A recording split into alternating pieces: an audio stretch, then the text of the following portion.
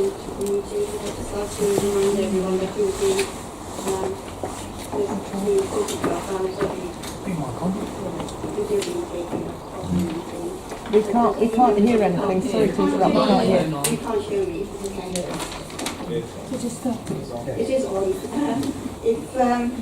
I just want to remind everybody in the meeting that we're being videoed, so if you don't, members of the public, if you do not want to be in the video, then just make sure in front of the camera.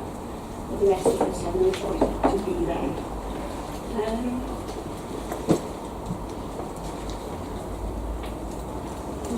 Right. Yeah, I'll start the meeting now. Are there any apologies for the meeting?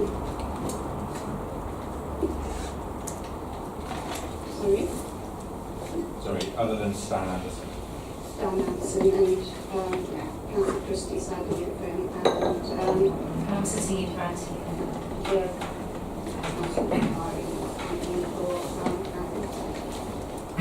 Are there any declarations of pecuniary interest? Okay, the minutes of the previous meeting, are there accurate records of the previous meeting? Matters arising, are there any items arising from the previous minutes?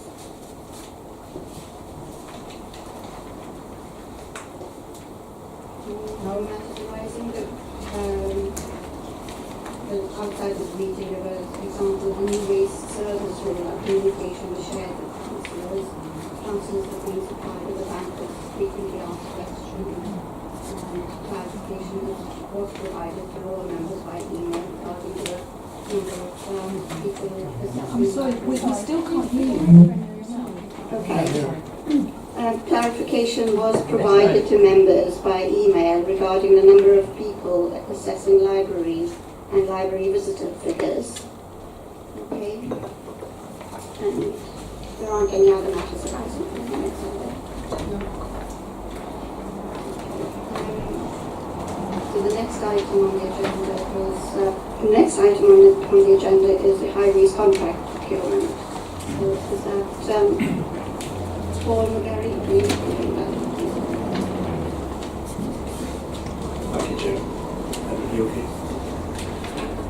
This paper is a briefing to members of the panel on the progress of the highway services contract procurement. The report provides an overall timetable for the procurement, which runs until 2019, and also the scope of the contract itself. There will be a further report to this panel in spring next year as part of the pre-decision scrutiny before we have to make any decision on which contract to choose. Merton's existing highway services contract is with Economic Conway, and we are in the last year of a 2-year extension to that contract. Merton's procurement board have already approved the first gateway stage, and we have conducted soft market testing exercise in August with potential bidders. The outcome of that was not to proceed with a closed tender, competitive dialogue, but to go to pure procurement. We want to do this to expose the contracts in the market to ensure we get best price the supplier for the job. The procurement of the contract is for a 7-year contract with options to extend that 3 years. Just basically what I'll come to. I'd like to draw members' attention to the scope of the contract, which is Appendix 1, page 12 of the report. Over the next 6 weeks, my team will develop that scope into detailed specification for the procurement launch on the 12th of October. So I'd like members' views on the scope of that contract this evening. The scope covers the service areas which the Council is statutorily responsible for, ensuring that Merton's highways and structures are safe and well maintained. The scope is not exhaustive, so we're welcome the panel's views this evening as we develop that spec. We have also liaised with neighbouring authorities to determine whether there is scope to join up joint private contracts for greater savings and efficiencies. Richmond and Waldsworth are already sharing contracts. Sutton and Kingston are also sharing a joint contract. The time of their contract renewals doesn't fit with Merton's re-procurement timetable at the moment, so we don't have an option to join up. However, that 3-year extension, which we're happy to do, will give us time to join up with Boris at that time should we wish to do so. That's really all that's at the moment. The spec is there in page 12, and I think I'm looking to the panels for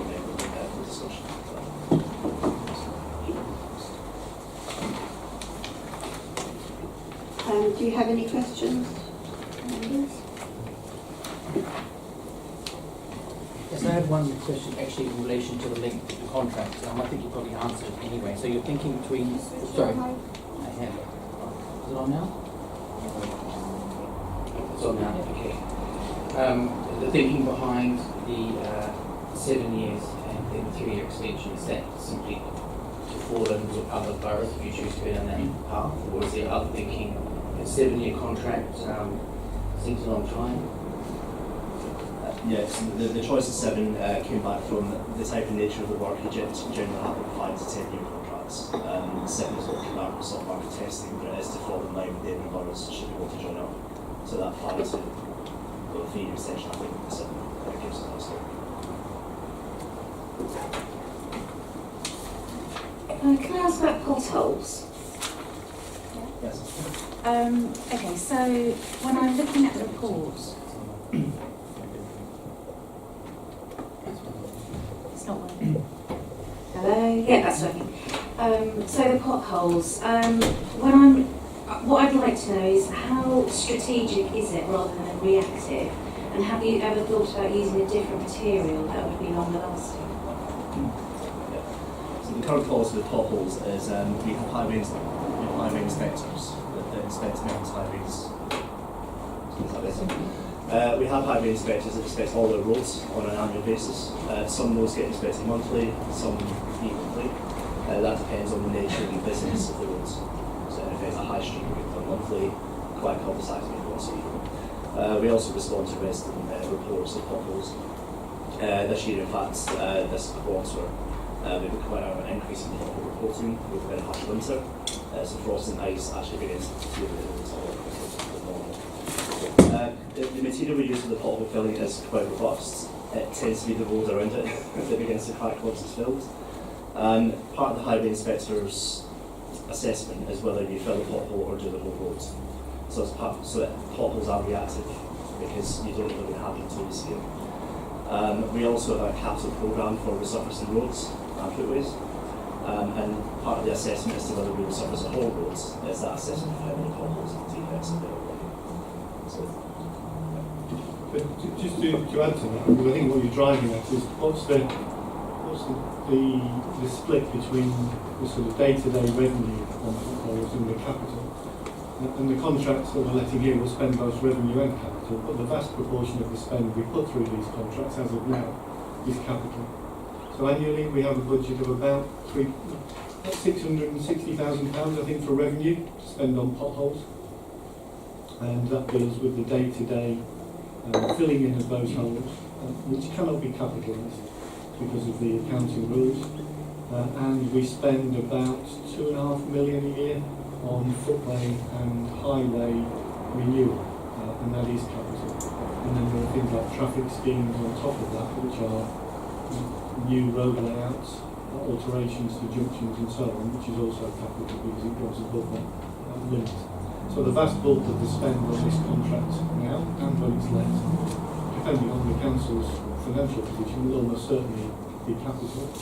And one of the other reasons for the length of the contract is that the contractors have to spend quite a bit of their own capital to gear up to deliver these contracts, particularly the vehicles we see on the street and the substantial pieces of kit they have for taking up the old road surface, which normally is defrayed over about a 7-year term, and so they need at least a 7-year contract to guarantee they're going to be able to pay off the borrowing for that sort of equipment. Very similar to the waste contract we were looking at. So anything more than 7, you can probably make it work. So that explains the term that we're looking at.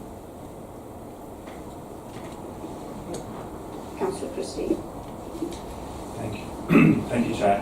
On a sort of similar note, in the sort of appendix on the potholes, the reports on the potholes, it does mention obviously that during that 6-week period earlier in the year, there was this obviously drastic increase in the number of pothole repairs required due to the weather.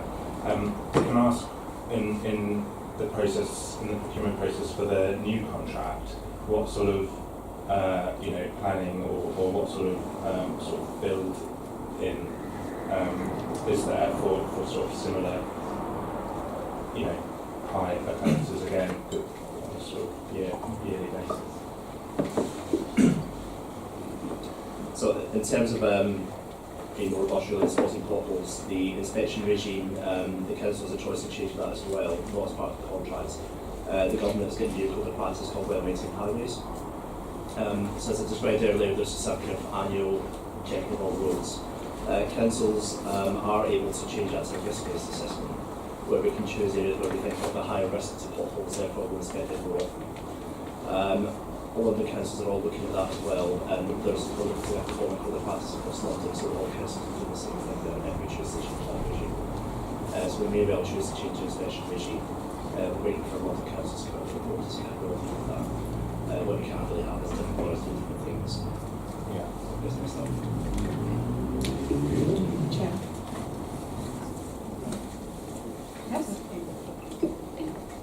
Thank you for your report.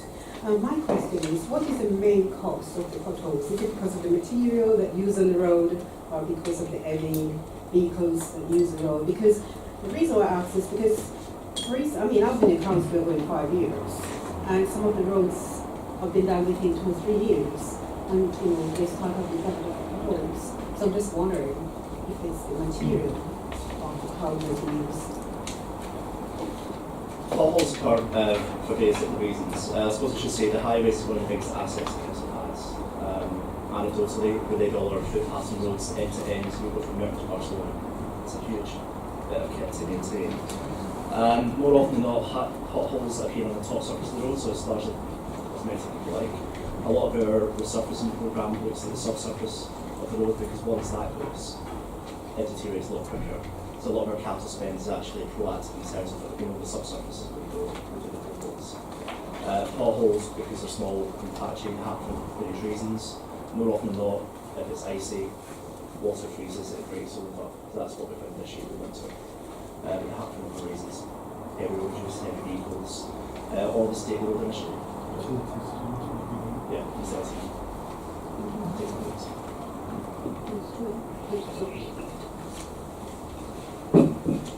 Yeah, thank you.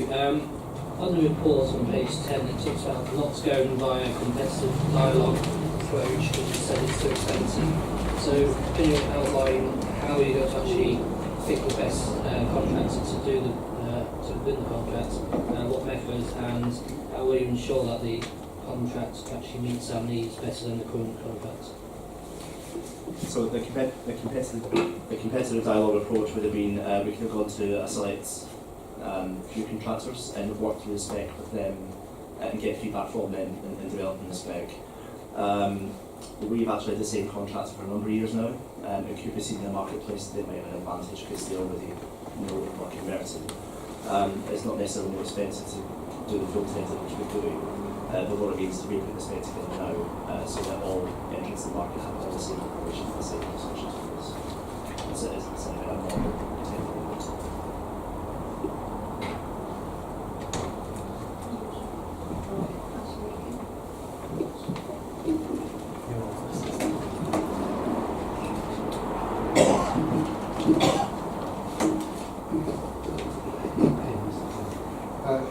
Thank you for the report. One of the main problems with roads everywhere is the utilities who dig them up whenever they want to, which is i.e. the central mixture which is really weak. It was repaired and made good and looked really good for about 3 weeks, and then the utilities came in and didn't make good. Haven't got any powers to actually force them to restore the road to the state it was in before they dug their holes. I read an article the other day about finding people who dig up the roads, doesn't let them do that. What's happened to the rhinos thing that was going on in 2005 that I appeared on the television about to explain where you put a microwave over the pothole and eat it without putting the asphalt in. I'll explain that to you later on. That was something that saved on transport. Yeah, so in terms of utilities, they do have a habit of being quite inconvenient and digging up roads, but they have to, and that's the reason.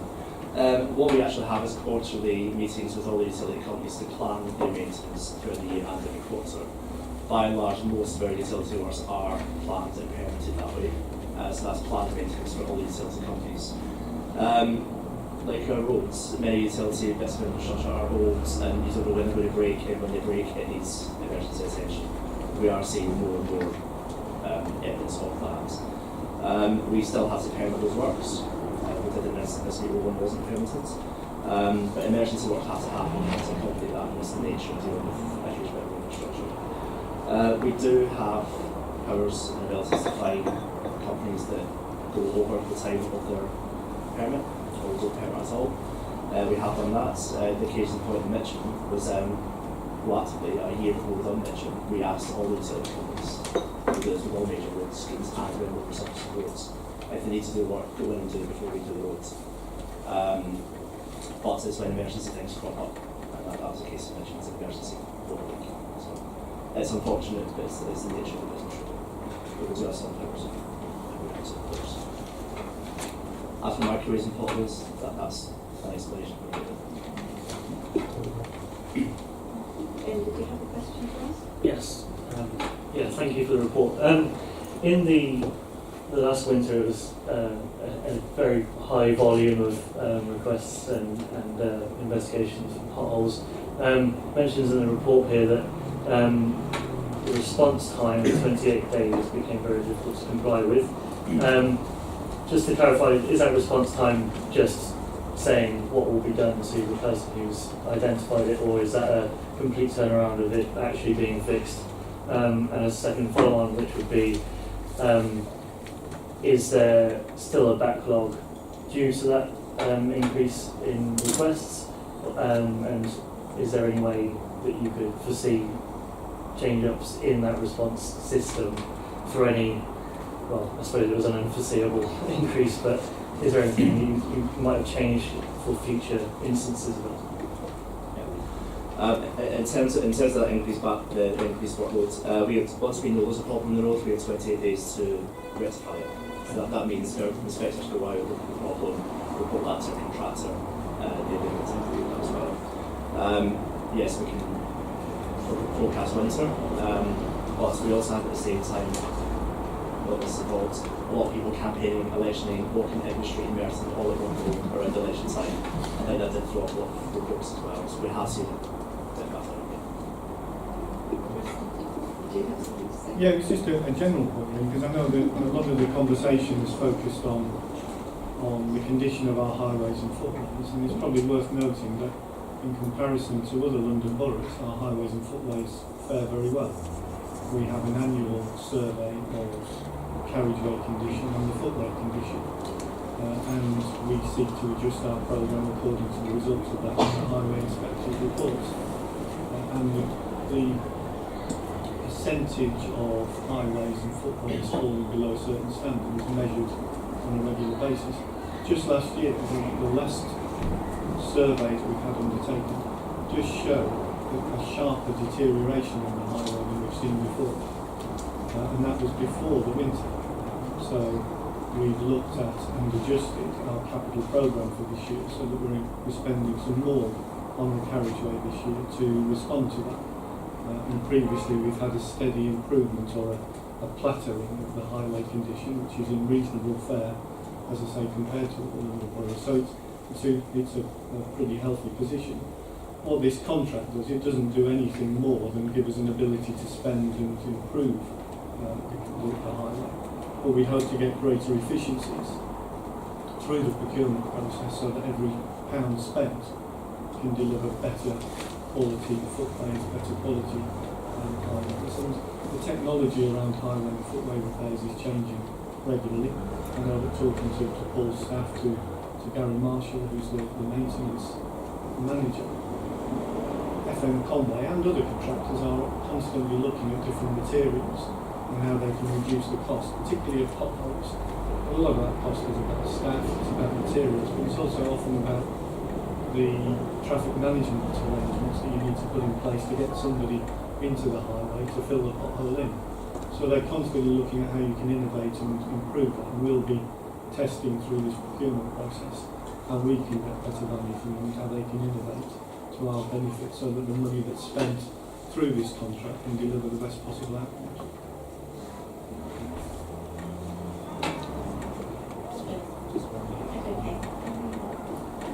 Thank you.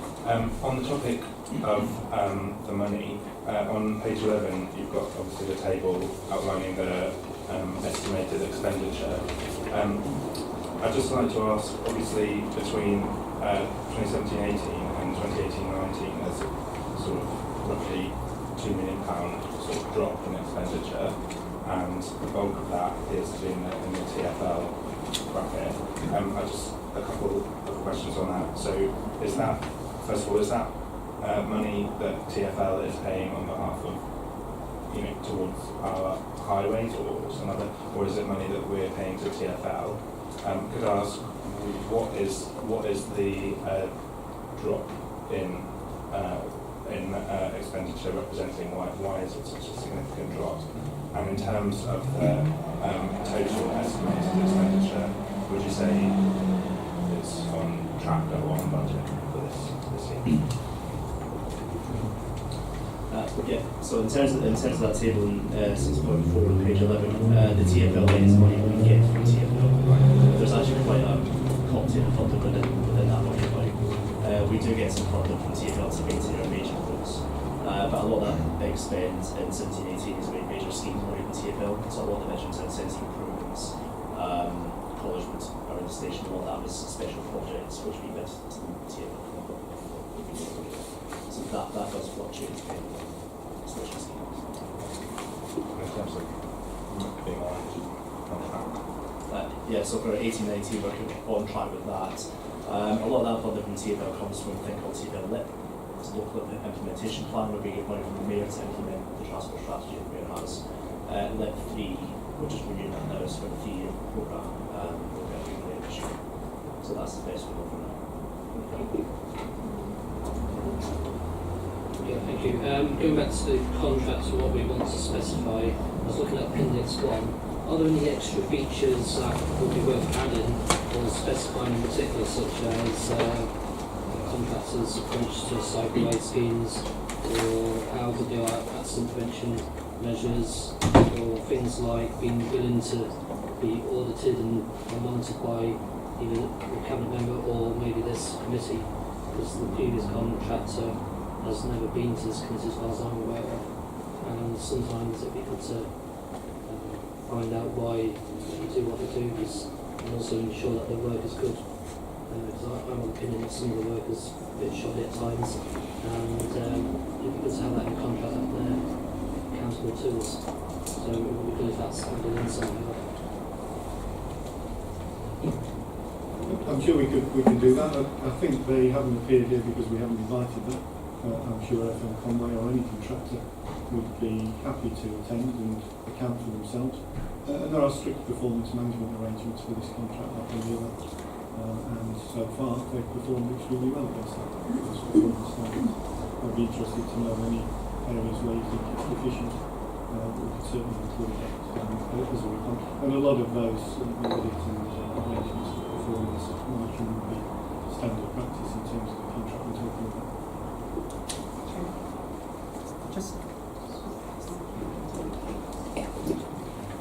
Okay, my question, Appendix 1. I just want to find out when does the pavement service becomes a private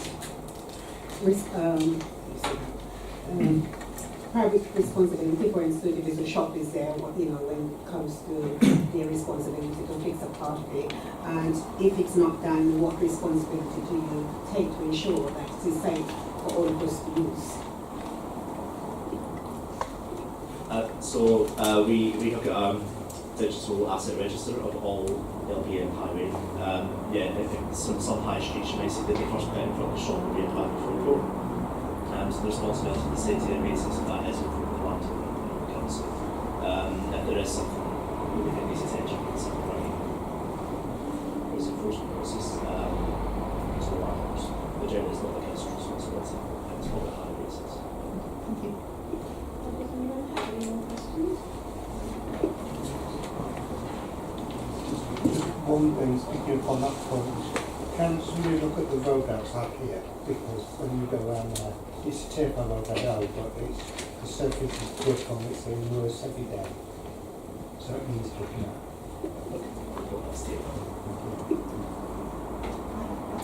Questions to ask. One is, can I explain what the LOHAC framework agreement is?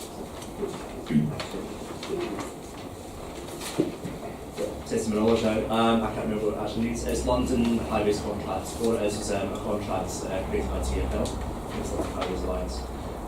It was like an umbrella contract of multiple contractors, and the idea was that London councils could choose to opt into that to get certain bits of work done. It was in its infancy a few years ago, so we were waiting to see how well that was working in testing. And some of the advice back, all the anecdotes has been that it's not been that responsive to farmers' needs. It's good for specific projects. We use that in college, for example, but for day in, day out farm maintenance, it didn't seem to be that effective.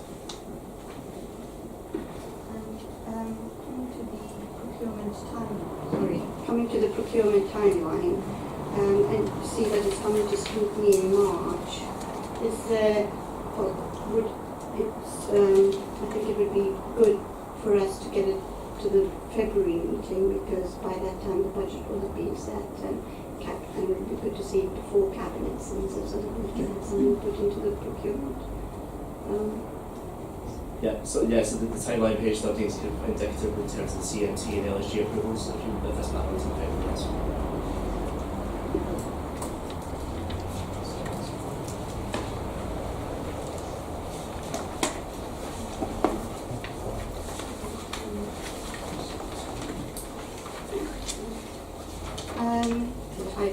So we're now on to the parking report update.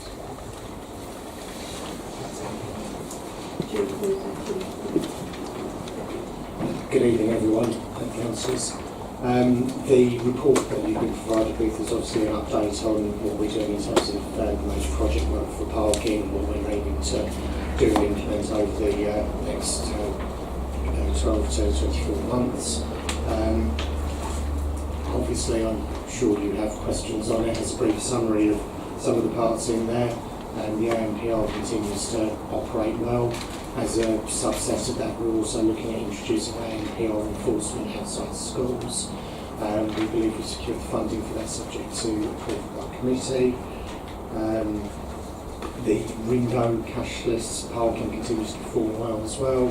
In the last financial year, we saw an increase from the number of motorists using the Ringo application to make payments go up from 39% of all motorists to 49%, so we roughly have a 50-50 split between those who wish to pay cash and those who wish to use the X-Pay to park. We're currently in the process of looking at procuring new back office systems for parking service as a whole. We have a draft specification for that. We're also working with colleagues from the business improvement team to identify processes that we can improve on in the back office. It would be the aim that we would go out to procurement towards the end of this financial year, with new systems being in place for the next financial year, late financial year. One of the key things that we hope that will deliver will be virtual permits, which will be in line with our aims to improve our customer reception and customer accessibility. The diesel levy obviously continues to be implemented. We're in the second year of that at this time. While we don't have any full data on that, we're not due to review the diesel levy until its third year of implementation, which will be the next financial year. At that point, we can obviously see if there's been any major change in motorist behaviour as a result of the introduction of the levy. We've also been taking a look at the provision of free parking in council car parks for the weekends in the run-up to Christmas. As Appendix 1, I have attached a number of options which we've looked at. Only today we've also started looking at the practicalities and the potential possibilities of introducing a fixed period for free parking as opposed to blanket free parking. As I said, we've only started looking at that particular part today. And then finally, we've, at the beginning of April, in response to concerns that members of the public were unable to park illegally parked vehicles outside of the normal operating times of the office. We have introduced an out-of-hours telephone line whereby members of the public can actually report illegal parking before 9 o'clock in the morning and after 5 o'clock in the evening. The line does close at 10 o'clock at night, and in the first month we've had 344 calls from members of the public. Unfortunately, not all of them specifically relating to illegal parking, but as a result of that, we have been able to undertake a number of site visits and address concerns raised by residents. Obviously, if there are any further questions, we will be happy to answer them if I can. Thank you for the report. My question is in relation to the A&P park. In 2.24 you referred to constantly trying to identify new locations for enforcement. I'm just wondering how frequently that identification process happens, and also what's the criteria in making the decision to move campus. Well, there are a number of factors. We do have a rolling period of review which takes place across the various locations, and I would be happy to provide you with further information on that at a later date. What I can advise you is that of the original 39 locations that we started enforcing at when the project first began, we don't still enforce at all of those locations. While we're now enforcing 46 different locations, and some of the locations we initially enforced at, where compliance improved to the point that very few motorists were committing contraventions, we then obviously looked at other areas where we have prohibitions on moving traffic contraventions such as no entries, no turning right, box junctions, and we've moved cameras to those locations. As I said, it's a constant period of review in that we will ensure that if compliance is becoming apparent at a location, we will then give consideration to moving the camera from there to another location. Thank you very much. I would like to ask about the diesel levy. So in 2.65 you said if people change from the most polluting vehicles, it will have an impact back outside our borough, which is completely see where you're coming from. But what I would like to know is what exactly in the review that you'll be doing in the next financial year will you be looking at? What are your targets? What is the expected reduction of the diesel vehicles that you're hoping this will result in? And what is the revenue from the diesel surcharge actually going to be used for? So it's quite a few questions. So, picking up the sort of strategic point on there in terms of the diesel levy, the diesel levy was introduced to tackle air pollution and to improve public health. So members, when they agreed that, they decided to review it again in 2 years' time. And we haven't yet set the parameters for that review, and indeed Scrutiny agreed some time back that they wanted to agree the terms of reference for any review of levies, and we'll bring that back to Scrutiny in due course. But the sort of things that I'd be wanting to recommend to members is that we look at the extent of diesel permits issued in year one, the number of diesel permits issued in year two, the reduction over that period, and the reduction nationally in diesel car ownership, and whether there is a difference in Merton's behaviour in terms of diesel car ownership and the national behaviour. The corollary you might draw from the results that you would get from that, if we have had a larger drop in diesel car ownership, you might take from that the diesel levy has been successful in encouraging people to change behaviour. If it's a lower reduction in diesel car ownership in Merton, we might believe that actually it's been ineffective in changing behaviour. But those are just a few of the sorts of issues we want to explore alongside what else is happening nationally and locally to encourage that sort of behaviour in clean London and Merton's area. But we'll come to that probably in about 6 months' time when we kick off that review in the start of 2019-20. I haven't got the figures, I don't know whether Jim's got the figures about the amount of diesel that was recovered. I don't have the exact figures to hand. Again, I'm happy to provide those at a later date. In terms of what it's used for, it can only legally be used for highways related initiatives.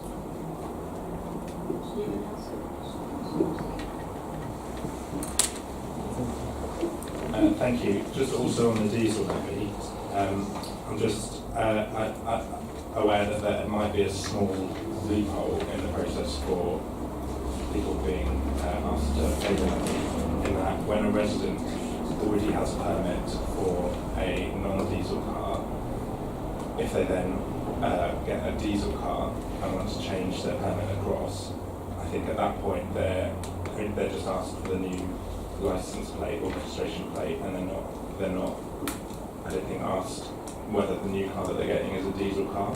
So they then get the license, get their permit transferred to the new car, which might be a diesel one, and then the renewal process continues without there being an opportunity or a time where the resident's asked to pay the levy. So I don't know if that's something that's been addressed, or if that's something that you're aware of, or if it's possible to address.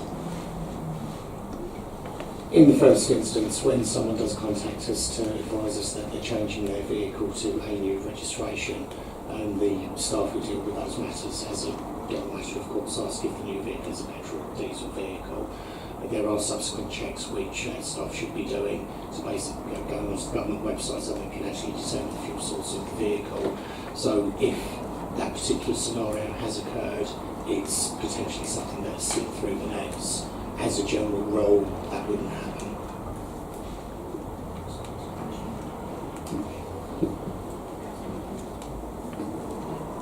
Welcome to Scrutiny. I've seen you before. I've got a few questions, if I can you talked about something being virtual before. Was that parking permits? Yes. Right. How are residents then supposed to know whether people park legally or illegally in their area if they don't have a tax disc on the car saying they can park here? That's one question. What happens when people phone in after hours with the problem about parking on some days?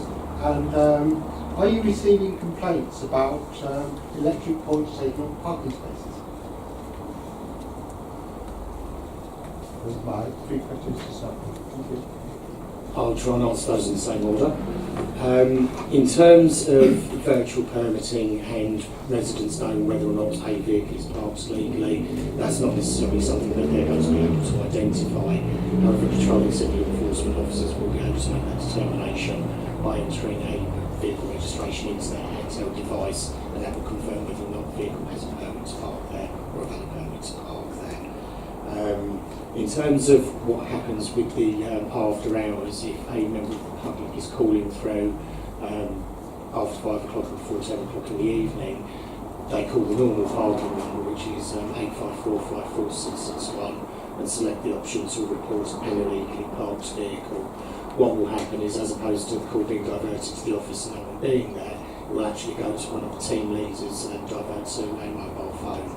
And so they will either answer the call and deal with the resident's phone call at that point, and it may be a case of through discussion it's not actually an enforcement situation that they can deal with, or alternatively, if it goes through to the answer phone, the team leaders will pick that up from the answer phone and obviously try and respond to that. Obviously, one of the issues they have is outside of controlled parking zone hours, some people perceive there to be a contravention taking place when actually it may not be something that's enforceable at that time. But as a general rule, as I said, the call will either be answered outside the hours by an officer, or a message will be picked up and we will try and take action based on that information, and obviously subject to resources available at that particular time and the location of those resources within the borough. With regard to the matter of the electrical points taking up parking spaces, that's not a complaint that I've personally received.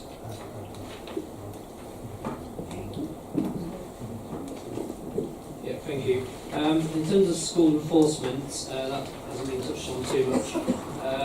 2 questions on that. Are these new cameras that you're proposing to use, does it require an officer to be present with the camera, or is it something they review later on?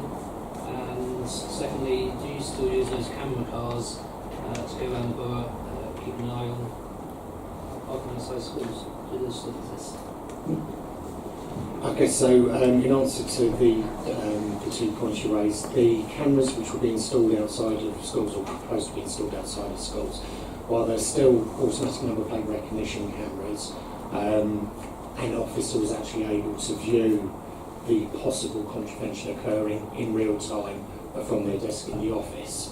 The way the process actually works is regardless of whether or not an unattended camera or a human captures a potential contravention, the legislation we work under requires that a second officer, independent to the first, reviews the footage, so whether or not it's been captured by an unmanned camera or by a manned camera, to determine whether or not an actual contravention has taken place. And it's only at the point of review where the second officer has actually reviewed the footage and determines that a contravention has happened, that the case is then progressed into the penalty charge notice process. Sorry, could you remind me of your second question? Are the camera cars still used? Yes, we do still have 2 camera cars. They are still used sometimes for school enforcement. However, one of the issues we have with the camera cars is finding a suitable location to park them at, so they actually have a decent field of view to capture the area they're enforcing. And they are also used to enforce bus stops, because that's one of the uses we are eligible to use them for.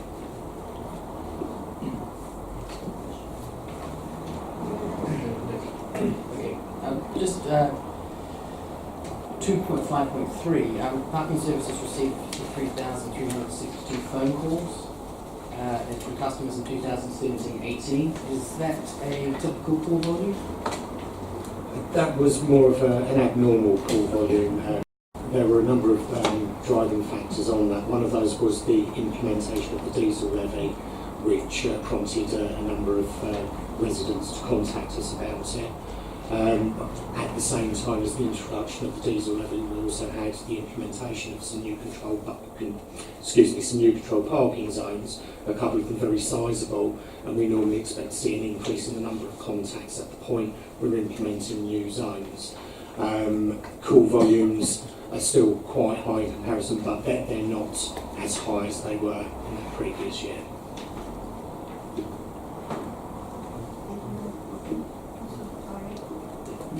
Can we talk about the Christmas free parking? So some of the models that you've suggested are based mostly on money factors. Will there be a study on how it will impact the number of shoppers? Is there any way that you can assess that? We obviously, when we do these things, we do have partners that we deal with, such as Love Wimbledon, and some of the feedback we've had in previous years is that they haven't seen any increased footfall as a result of the free parking initiative, or they haven't seen any more increase other than they would expect to see at that time of year. Potentially one of the reasons for that is the turn to internet shopping as opposed to visiting your high streets. In terms of how it's being portrayed, at the end of the day, there is a cost to the authority in providing this, and it's more a case of demonstrating what that cost is. As much as we talk about providing free parking, ultimately it's not free to the authority to provide it. Can I just say on Christmas parking, I think it's not a decision that this meeting wants to take, discuss it at the budget meeting in November. Is everyone happy with that?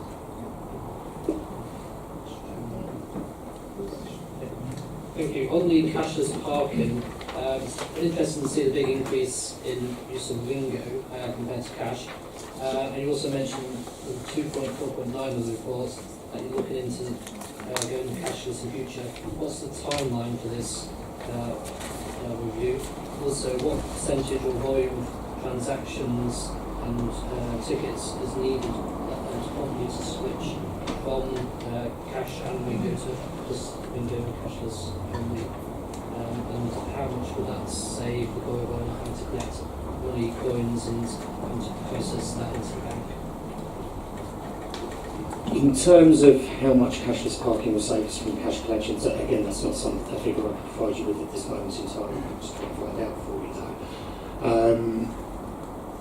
With regard to how we would bring it in, we're actually looking at a phased approach, and one of the considerations that we thought about is where we're introducing new zones, potentially introducing them on a cashless basis, We will be looking at the pay and display machines we do have throughout the borough, and maybe looking to rationale the pay and display machines that are in place. So, for example, if you have two pay and display machines in one road and they both serve different locations but they have the same price structure, potentially one of those machines could be removed to serve both areas, whereas motorists using Ringo quite simply won't need to walk up the road to the other pay and display machine if that's the case. Just on that point, just sort of be mindful that there may be pensioners who don't have smartphones and don't necessarily apps or things. Would they be affected if we went cashless? I think the challenge with going totally cashless anywhere will be a case of that there will be impacts in some areas. What those impacts will be, we don't know at this moment in time. And obviously how we're going to provide cashless parking is something that we're still looking at as well, while we obviously have our provider at this moment in time. How we then cater for those individuals who don't necessarily have a smartphone is another matter, and that's something that we will be looking at as part of the overall review. Yeah, just to add that, it's worth noting that the sort of cashless app operators usually have alliances with networks of newsagents and shops, such as PayPods, so that those who don't have that sort of payment facility can pay by cash and have the same benefits to their and that goes all the time.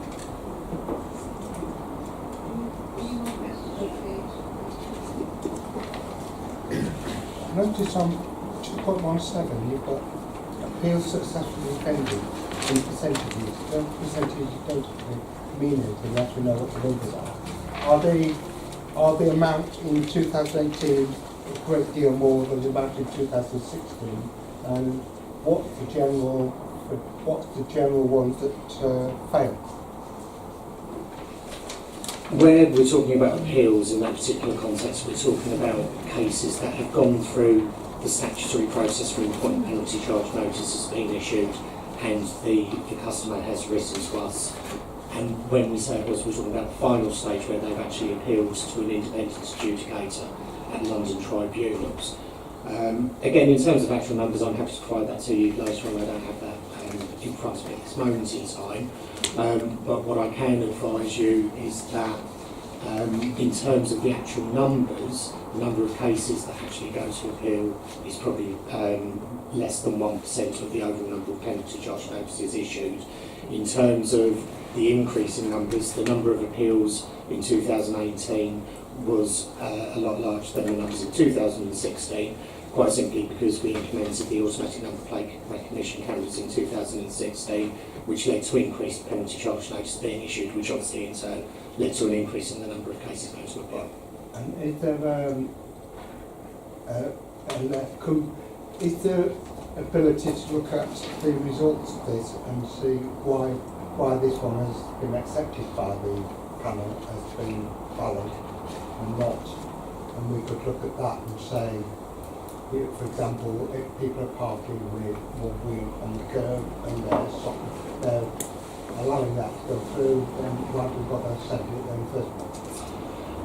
One of the issues we have is where cases go to adjudicators, you could have exactly the same scenario for two separate penalty charge notices issued literally seconds apart, go to two separate adjudicators, and both adjudicators could make different findings. So, and as we have had happen in the past, in circumstances where there was literally minutes difference between issuing the two PCNs, both of them went to adjudication, both motorists cited the same claims as to why they felt they shouldn't have been issued a penalty charge notice. One adjudicator agreed with one motorist, the other adjudicator didn't agree with the other one.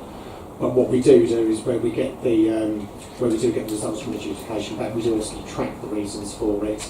If there are larger ramifications in there, for example, one of the issues a lot of authorities had many years ago, not Merton, I hasten to add, is that penalty charge notices or other notices issued within the statutory process are required to contain certain information by law. There were some authorities who hadn't contained all of that information, and as a result of it, they started losing cases that went to adjudication where members of the public were making representations because the notice wasn't legally compliant. So where we have an issue that comes through, which seems repetitive, we do take note of that. That obviously then will go, if it's a case of we need a traffic management order amended, we will cease enforcement at that particular location until the traffic management order has been amended. So we do, I won't say learn from our mistakes because they're not necessarily mistakes, but we do learn from our performance. Thank you. You mentioned you have more traffic wardens out and about on the streets now, and this council's about to implement the anti-idling sort of ban in Doyle, or I hope it's going through.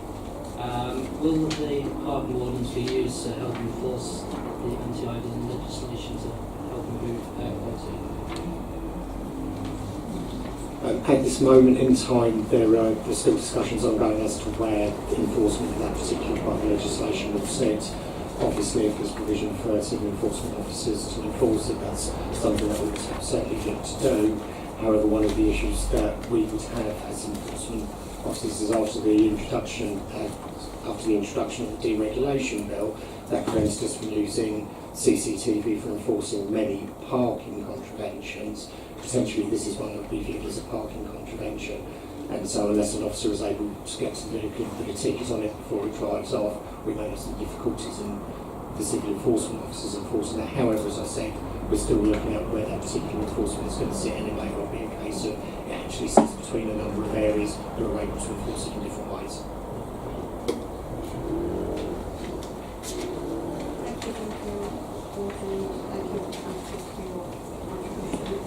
We're now moving on to waste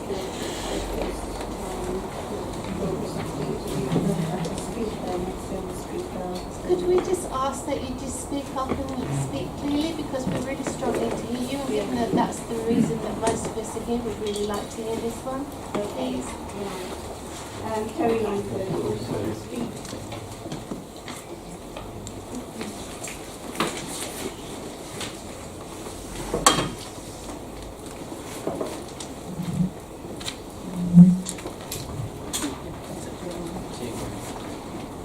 It's fair to say that there are a lot of your residents who do not want the green bins to come in. And really, why has it got to be one size fits all? I am already on assisted collections. You can see I am not even 5 foot tall.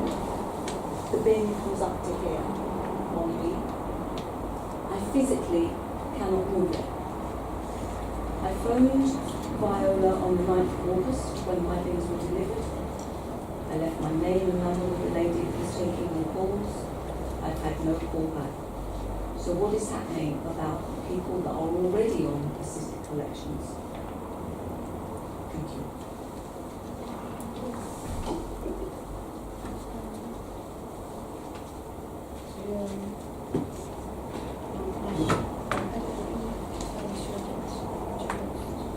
I think that this should be an officer asked that question, and I'd like to introduce the Okay, thank you. I can confirm that if you are currently receiving an assisted collection, it will continue. As the bins are being delivered, there is a second information pack that goes with it, and in there it states very clearly that will be the case. It says you have to ring. It says you have to ring that number, and I did ring that number. Yeah, that's it's as if you don't currently have an assisted No, collection. For existing people who are already on collection will continue to receive the service that you have been receiving. Okay. For those who are not on collection feel that they're worried about moving the new bins, etc., in the way that you just described, then they can ring and then they can request an assisted collection. But in your case, it will continue. So the bins, I can ask for the bins to come and be collected then? The bins that have been delivered? You will receive an assisted collection. The old way? Whatever bins you have, right. Okay, that is what will be collected from your property by the members of Veolia. So what happens to the new bins? So what happens to the new wheelie bins that have been delivered then?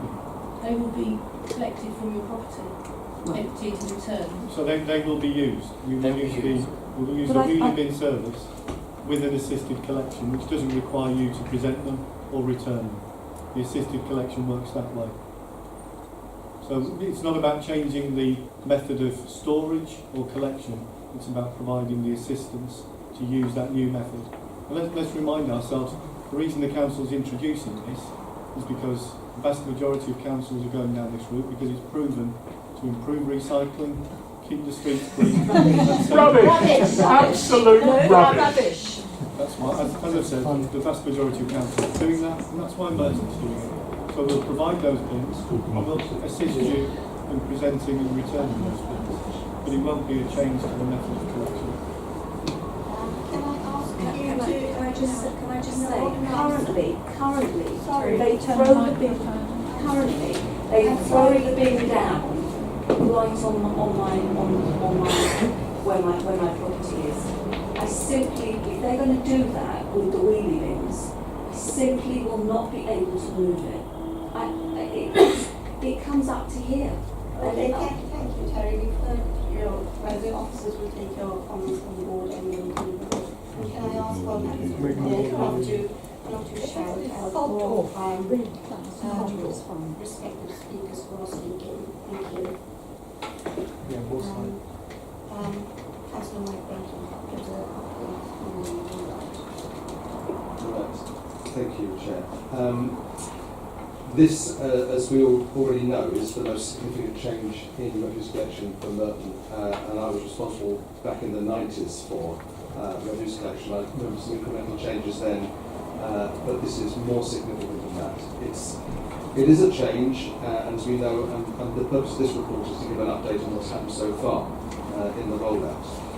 We have started delivering the bins to properties at the beginning of August, and that will be stepped up now because we're getting closer to the time, and Croydon, which was following the same path but a month ahead of us, has now started the collection service. They've delivered their bins by last weekend, and they started yesterday. As part of this programme of changing the service, we've been having significant numbers of people coming to public engagement events. We had 5 that were advertised through the leaflets that went out, and there's almost 900 people who visited those sites and had an opportunity to see the size of the bins, have the service explained to them, and to talk to officers and members of the area staff. I personally have been invited to public meetings organised by wards and local councillors, and so far that's covered Lower Morden, St Helier Ravensbury, Cricket Green. I've also been to resident associations in Collier's Wood, and I understand officers went to Merton Park to a resident association as well. And we're probably talking at something in the region of 700 people already there. Councillor Welton hosted one in his ward and the neighbouring ward on Saturday, which was 200 people there. I've got Figgs Marsh, Collier's Wood, Lavender and Gravely coming up within the next 10 days. So I anticipate that we'll be speaking to 2,000 people during that period. I think that's the most significant consultation on the change of service we've had in the borough. What were all these people telling you?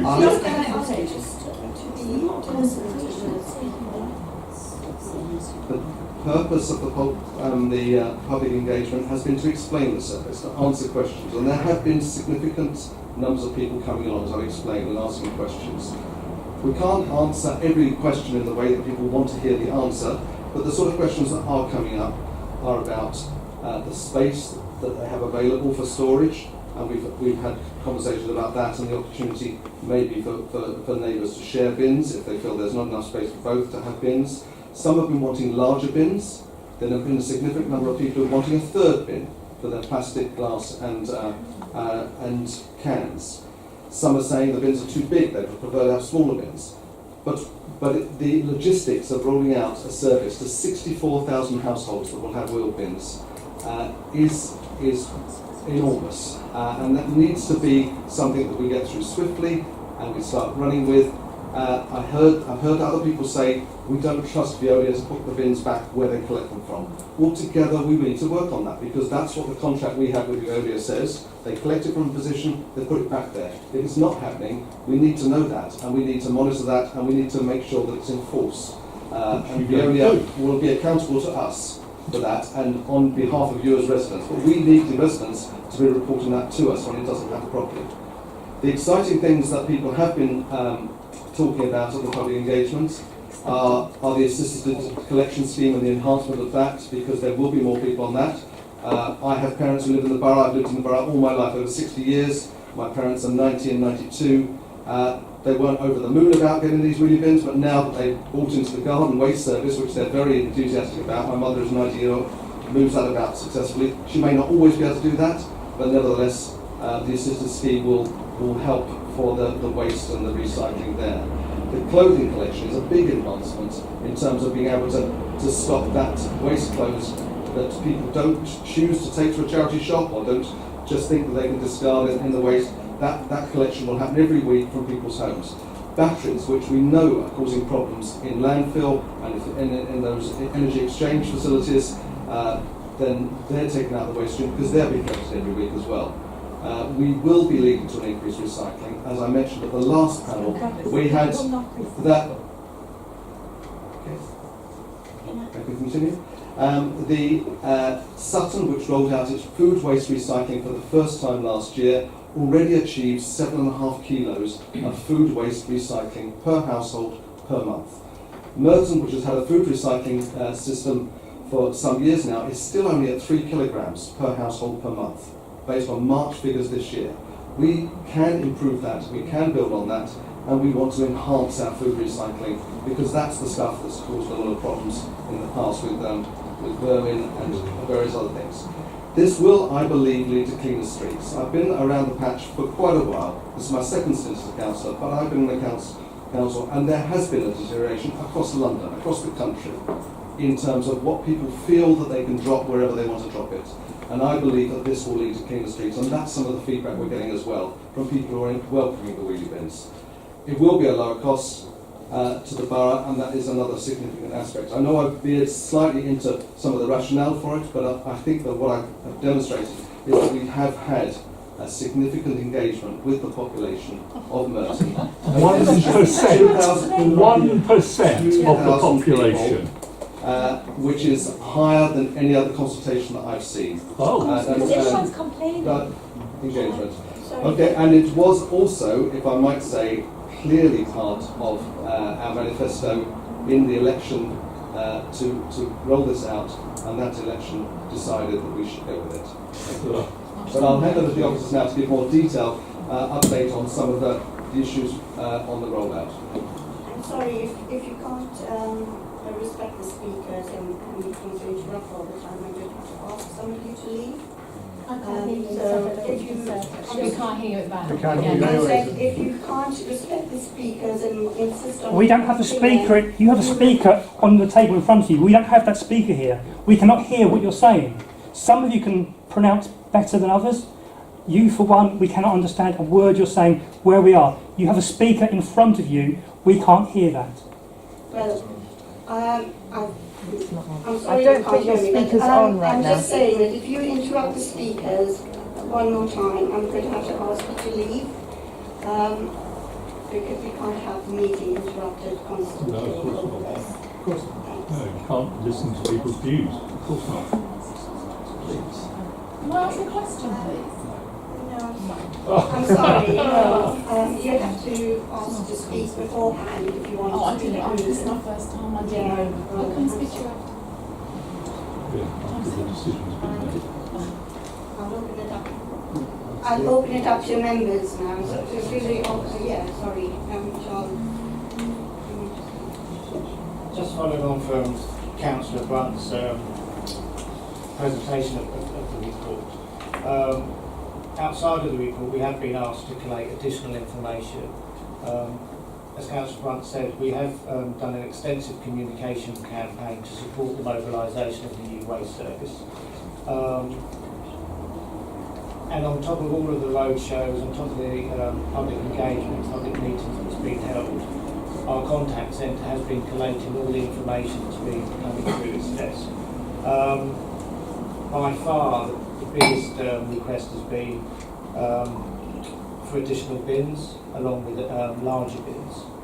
absolute rubbish. It's absolute rubbish. This is the data that's being collated by our call centre. What's interesting is for this service to be successful and for us to... Sorry, I'm going to voluntarily walk up because this is a load of rubbish. You really are talking rubbish. Listen to people, for goodness sake. I'm voluntarily in your life, leaving this meeting because it's a load of rubbish. You're all talking nonsense. Everyone does not want bigger bins. You insult us by saying that. Goodbye. Well said. As I was saying, one of the largest correspondence that we received overwhelmingly is for the new food waste caddies. We did roll out the food waste service back in 2011. However, we do anticipate currently that the participation of that service is incredibly low, below 50%.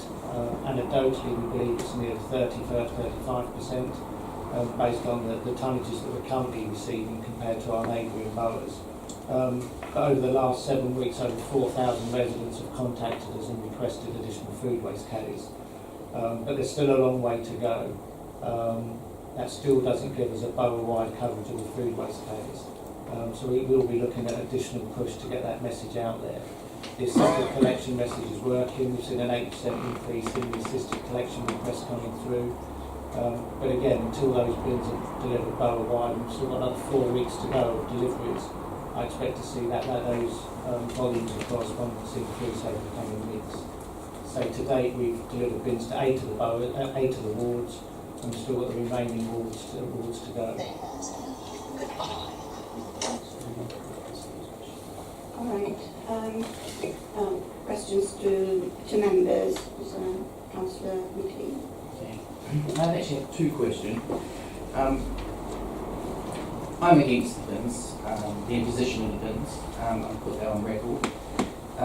Councillor Brunt, the last panel meeting, I asked if you had confidence in your communication strategy. You said yes. Do you still have that confidence? And perhaps this is a question for both Councillor Brunt and Director Lee. At the Overview and Scrutiny Commission recently, I put a question to Jed Curran and Councillor Alan Burtis that whether or not the contract with Viola is currently being looked at to be varied. Now, and how much will that cost the council? Essentially, it would appear that Viola have undercut other tenders. They financially now cannot deliver, and as a result, you are now in negotiation to vary that contract. Jed Curran confirmed that. I'm just wondering how those consultations and having to vary it is going, and how much is it going to cost? Because it would appear it's been a mistake not just to roll out this strategy of woody bins, but also the choice of provider.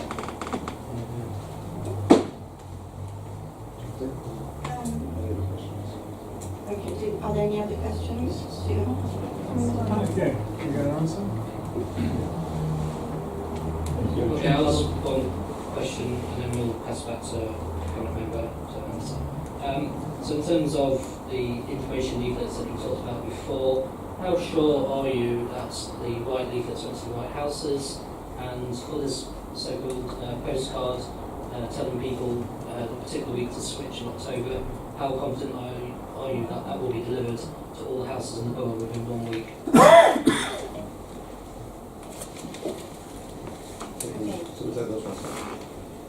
I think that because you're both linking with the information leaflets that are going out,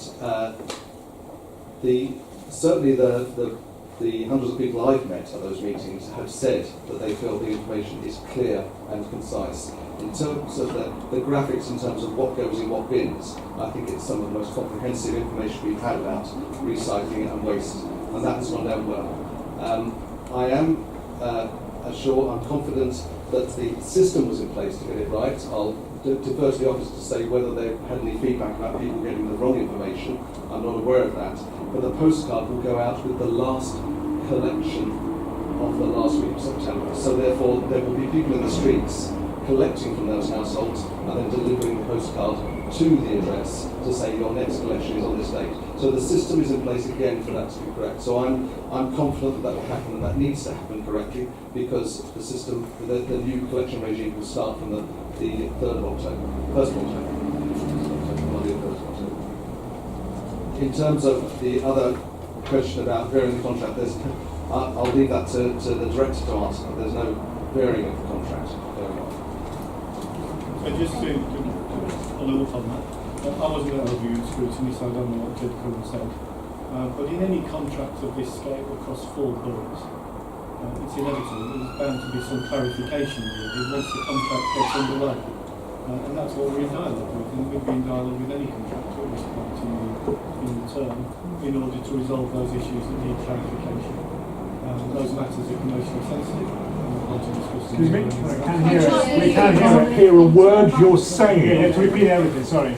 So I'll go right back to this Just part. we have I'm the sorry. noise of the traffic on this side as Thank well you. that we're getting. There's no speakers in here. The speakers only help you, not us. Behind you, speakers.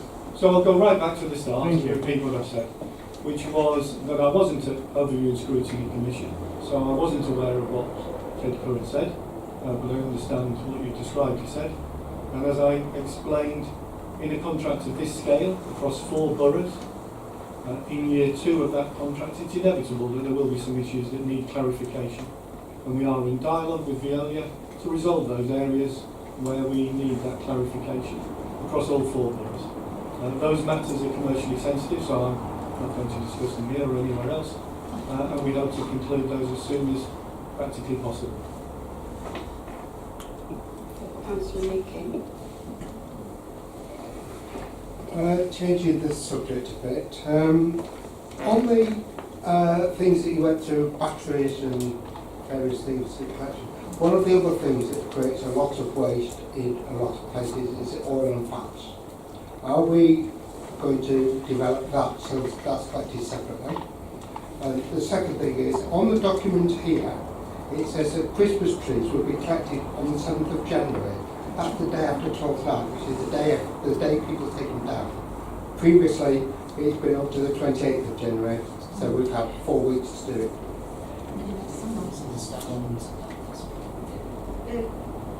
about the rollout of the really values and the communication of that. Yeah, but this is written in this document that's going out on page 44, Christmas trees.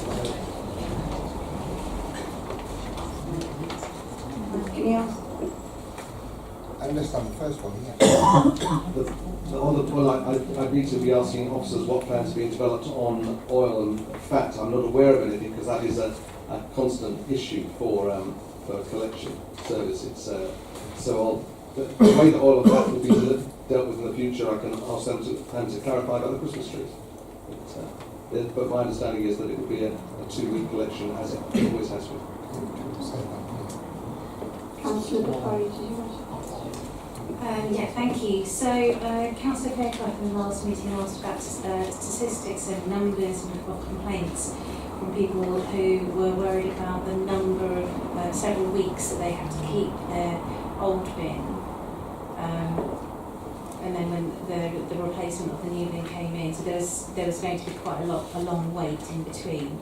Has there been any assessment on how many people have complained about this? Secondly, how many people have been exempt from wheelie bins because their gardens are too small? I understand that Veolia are doing an assessment on that, or have nearly finished that assessment now.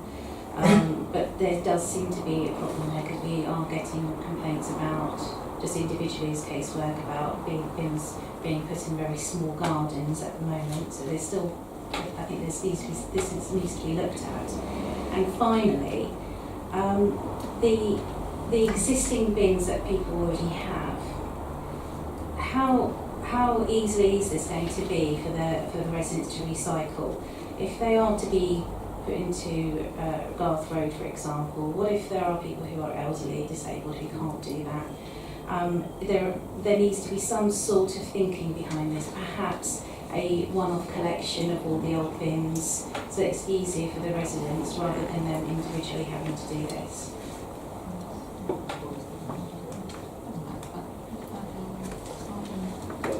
So some of the questions you ask are operational ones in terms of complaint numbers, and I'll defer to the officers, and that may need to be a written answer afterwards, but we may not have the specifics on that. Where gardens are, we're aware of the ones that have no gardens, and certainly the ones that with very small gardens where there's physically not the space to fit one in between the boundary and the window. That is being worked on, and that's again an officer type answer. The collection of the old wheelie bins is something that I've been having a discussion with officers about the logistics of how we carry that out, because we estimate that there are many people that have joe bins. Some will choose to reuse them in other ways, and that's fine, either through using the storage in their garden, composting, turning into wormeries or whatever. But those are those that where people don't want them, we will have something in place for a collection of that. And when do we get to hear about that? You know, that is a valid question. When will that happen? Do you have an answer? I would. We need to get the service up and running. I would hope that within the first 2 months there would be something clear about how we will be collecting those. Where's the space for it? Thank you, Chair. In the report, one of the appendices is the map indicating the new collection days. I assume it's based, the boundaries are based on current ward boundaries, but it's not immediately clear that that's necessarily the case.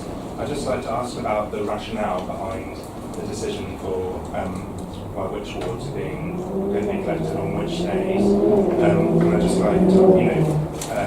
like to sort of understand if the priority behind that decision making was to ensure, that the borough's streets are as clean as they can be, or if it was for the sort of ease of the contractor.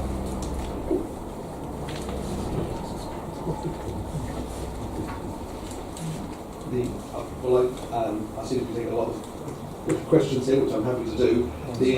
The idea is to get the higher density areas of the borough collected on Tuesday, Wednesday, Thursday. That's broadly it, but it's an operational decision in terms of a contractor of how they can best achieve that.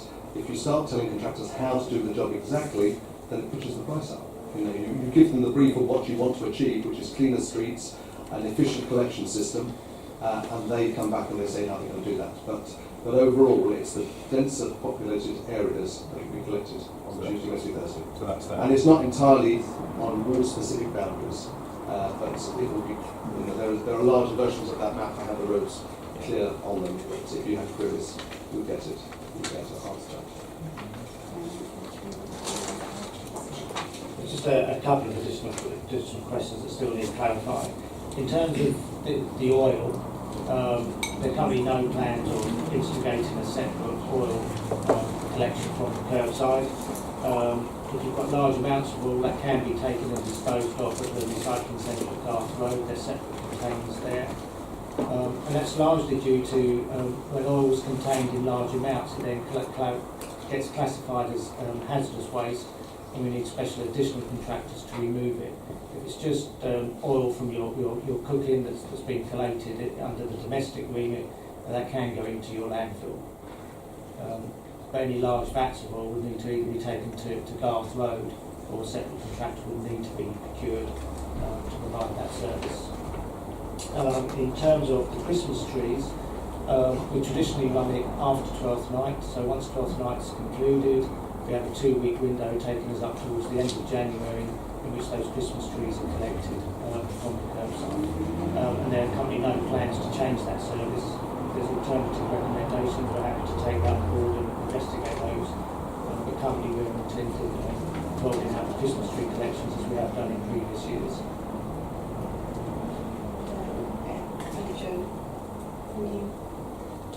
Thank you both for your report. And I just want to ask about bulk collections. At present, when we do follow about bulk collections, timescale usually between 14 to 30 days. Do you have any intention of changing that to an earlier time, or could you explain why it is so long?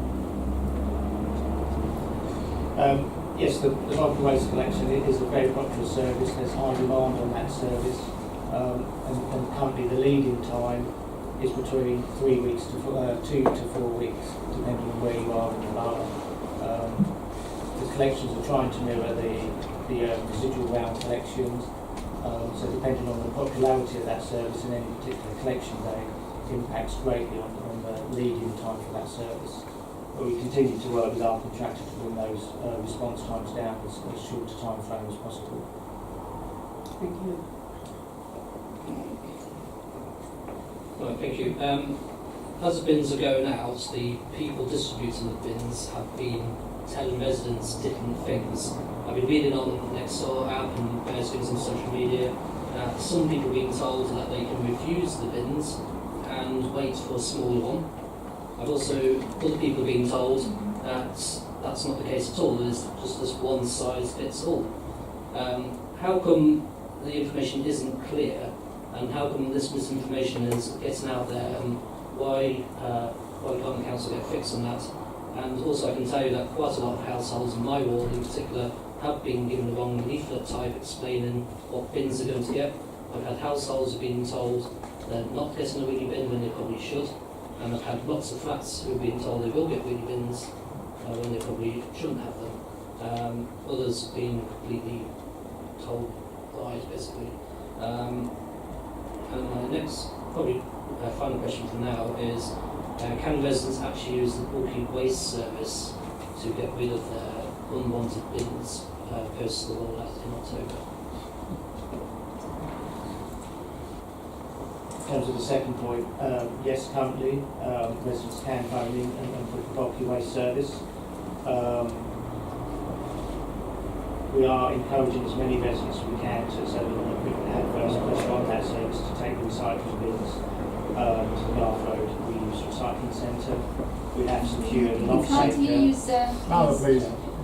We have secured an off-taker that will ensure that all the containers that are collected will be recycled and reused or reused.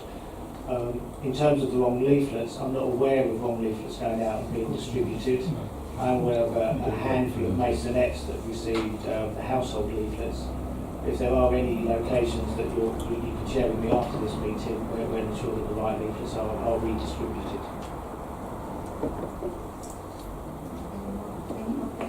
Any more questions? Okay.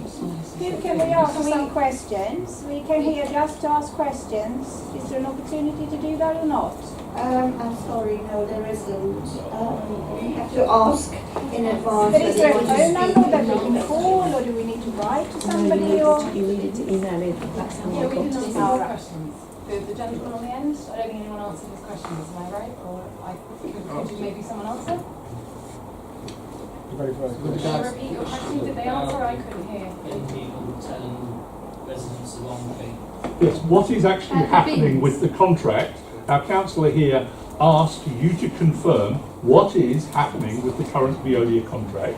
Is it being renegotiated, yes or no? Or are you actually going to come to the conclusion, like another council in Essex, that Veolia contract should be binned, and perhaps you should take a lead out of Harlow Town Council's? That was the question. Bin That was the question, the first question. for non-performance. Just answer that. Just answer that question. I'm going to have to ask security to ask you to leave if you... I'm just asking, It was his question. repeating his question. Can we get an answer to his question? No, it wasn't. It was answered by the director. Yes. I'm sorry, it was answered, and it was answered by the director, so it will be in the minutes when you get them, and if you continue, I'll have no choice but to ask security to ask you to leave. Bring him on. Unfortunately, people did. Yeah, so in terms of whether our distribution contractor, which is Jet, is giving out misleading information, we'll certainly take that back to our contractor, Veolia, and ensure that those mixed messages aren't going out. It's something we're certainly not aware of, and certainly learning from our experiences in our neighbouring boroughs, that's something that we're not familiar with. But we will certainly take it up with them and address it with them as a matter of priority.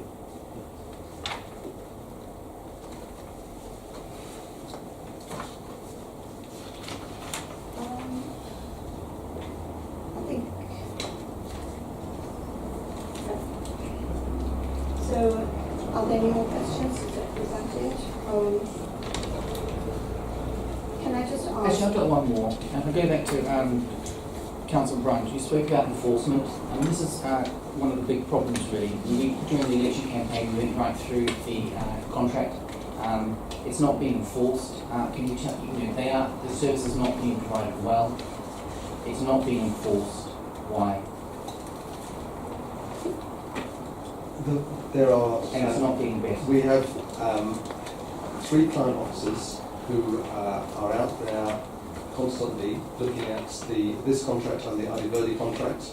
And one trip we have brought in 2 additional client management officers who have started. One started last week, one started this week, and so that's boosted up to 5. The enforcement of any new contract, as the director said, it takes time to bed in because there are some staff that were not performing to Veolia's requirements, so therefore they have let go. It's their management. They have to manage the people. We manage the contract and we make sure that they deliver to that. So where we see things, we have a clear regime of rectification. If roads are not swept, then there's a monitoring process that's followed through, and that has to be verified by a client officer from the council that it wasn't up to standard. Then when it's been rectified, that it is up to standard now. Those things take time, and it is being managed, and it will be managed tightly because it needs to be managed tightly because we want to see an improvement. So I would dispute your fact that the contract is not being managed, but the performance is improving. It's not. Can I just say that this subject is to talk about the rollout of the re-events and the contract, and that's to do with the performance monitoring. So section should really come under that. And if you have any questions on the rollout, please ask them now. I cannot put any questions about anything else. One final one. As the rollout is only a few weeks away now, what confidence do you have that the call centre will be able to cope with all the volume of calls that will start coming in the first week of October when this actually goes real? So at the moment we're still in a bit of a phony war phase. So we've actually anticipated that and planned for that eventuality, taking account of the experience in Sutton, and we've employed additional staff to be in the customer contact centre, and some of those additional staff have been in since the beginning of August, when the rollout of the bins began, and so far they aren't experiencing a significant spike in calls, which suggests that customer queries are being addressed by the leaflets and by the staff who deliver the bins. But we'll have those staff throughout the period of October and into November, in addition to some neighbourhood client officers that are added to that period to allow for resolving customer queries on the doorstep. Croydon went live on Monday, and so far the experience there that's reported to us is entirely satisfactory. Veolia has managed to deliver the bins on time and collect those bins. There's bound to be some hiccups here and in Croydon, and we expect those. But by and large, the rollout is going successfully now.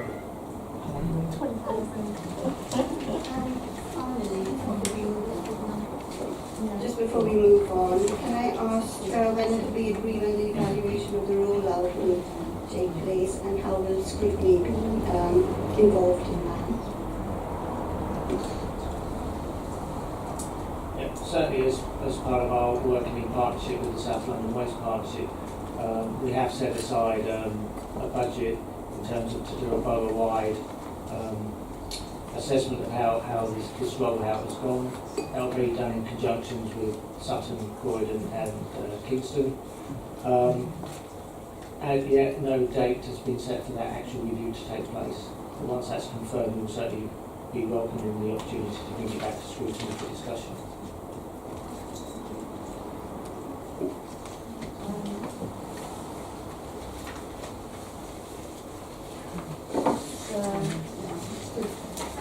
The next waste collection. Thank you very much for your input.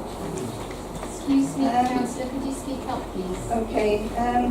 Now the crossover task group recommendations.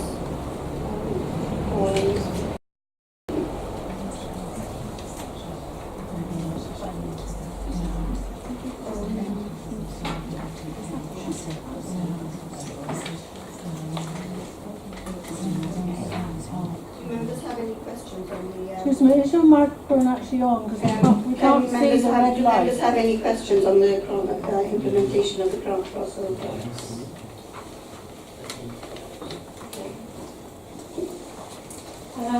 Yeah, so on recommendation 7, could you explain what a limit of 2.5 annual permits issued per day actually means?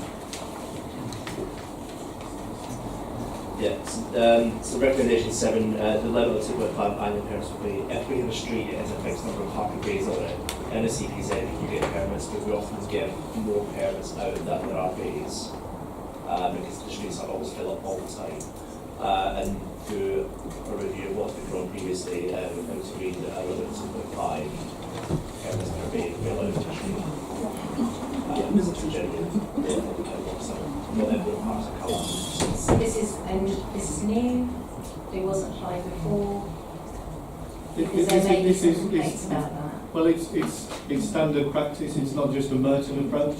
It's tried and tested highway advice about the pressure on highways in terms of parking, the amount of time a vehicle might be there on the street. If you limited it to just one permit per bay, you'd have an enormous demand which would be unmet in terms of a CPZ. 2.5 works for most local authorities, if not all local authorities. Where we do have that sort of stress, it usually appears in the consultation for a controlled parking zone. So that's the application that we've applied and other authorities have applied. It's not a new rule, it's one that's been used for some period of time now. So what that means in practice is if CPZ is saturated where there are 2.5 permits per bay, we would seek not to allow any more crossovers on that street where it would take public parking bays out of the street. So it's to limit crossovers. That's interesting. Thank you, Chair. Just on recommendation 6, in the sort of action box, it talks about the fees for having a crossover put in. Just for clarity, so it's talking about the £200 fee plus the £100 technical fee. Is that then plus the cost of obviously construction, and is that organised by the resident, or is that done through a sort of contract? Yeah, so that fee is in effect the project management fee for our team to work on the design process application. Crossovers are built by our term contractor, so they meet highway regs and standards, but this becomes part of their asset. So there's a separate fee for actual building. Not all applications get built, that covers the aggregate. Yeah, only one from me. Recommendation 5, sort of red mark on here, says funds to be found. When is it likely to be found, and when will this one be likely to be implemented? Yeah, so this one relates to if there are vehicles crossing the footway to get leave, there isn't a crossover over part of the gardens. There are ways of protecting that through bollards. We've had to take a bit of time to find a suitable bollard that would just be picked out of the ground again as soon as we put it in. We are still working on the bottom. That will come out. It will be part of the reactive maintenance budget because it is reactive. As we discussed earlier this evening, the potholes into the water, so we are still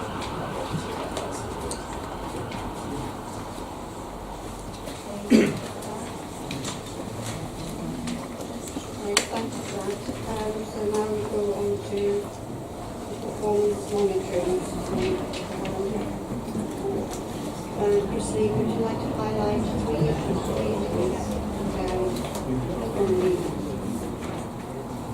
We're just picking up 1 or 2 issues, some of which are, I suppose, relevant to the discussion we've had this evening.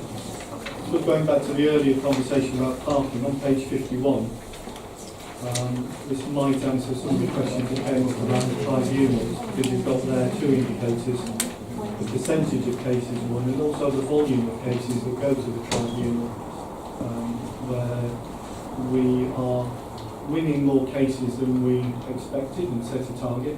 But you'll see there the number of cases is a very, very small percentage of the total number of PCNs that are issued. So you've got in the month of July 39 cases that actually went, 170 cases year to date that were won in the tribunal, and you can work from the percentage what the total number of cases will be. So I think when we last looked at it, it's less than 0.1% of cases that actually end up in a tribunal. It is a very, very small number, and you can see the percentage of the one. I suppose just sticking on the same page, no surprise really down there, a couple of air quality measures, one of which is an annual, but the one that we do have data on quarterly. This is one that we're almost never going to meet in the foreseeable future. Nitrogen dioxide diffusion tube monitoring, where it is the number of days where it will be exceeded, and we know that London's air quality and Merton's air quality is such that it's unlikely that that's going to change in the near future. Just over the page, I know we've touched upon waste and litter elsewhere, so I won't deal with those too much. But a couple of others just to point out. On page 54, just an update to the papers that you've got in front of you, and good news, the new homes that were delivered for 17-18, we can now report was 648 against the target of 435. So that's a significant achievement. Probably need to take into account the fact that our London plan target is likely to be double that number. So we're going to have to be delivering that number and the same amount again in every year from now on, which is going to be a significant stretch. And just above there, the one that's troubled the scorers, if you like, in the past, the planning performance. Significant turnaround there because we've now got the stability of planners and the number of planners, and the caseloads have dropped slightly because the volume of planning applications has reduced, but all three planning application performance indicators are ahead of target, vaccinated, minors and others. But we're happy to answer questions, Joe, on any of the PIs that are here.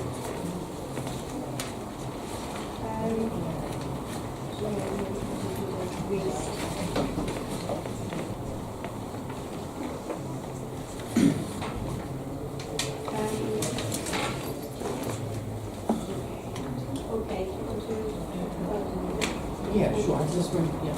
Okay.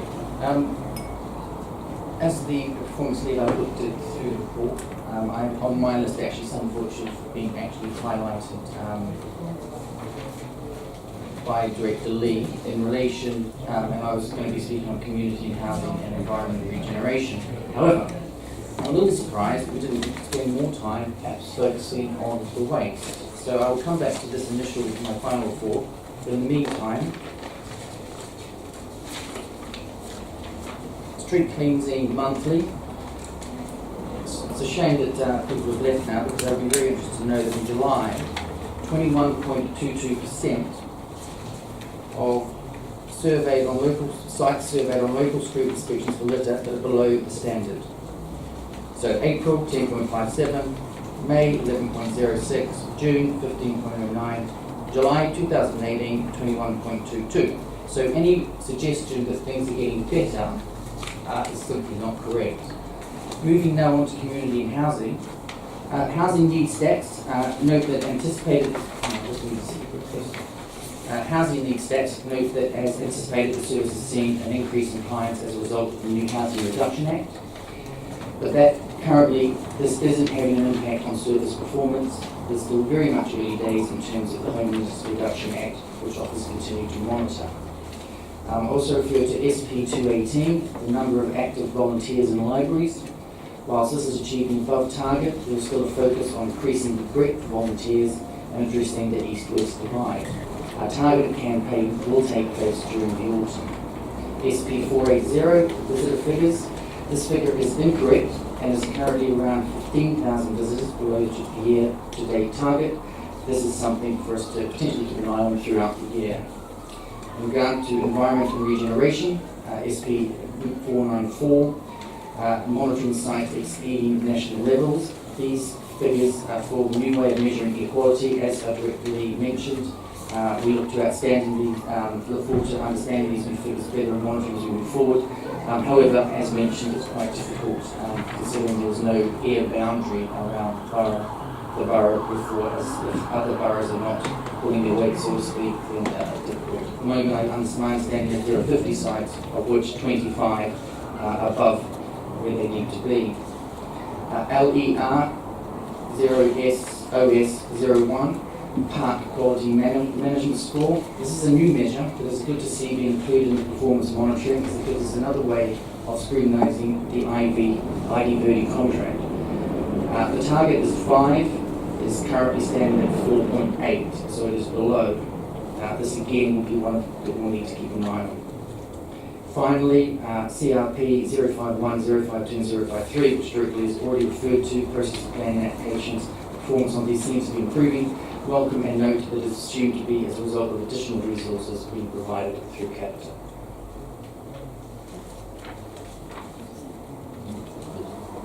Does anybody have any questions on that?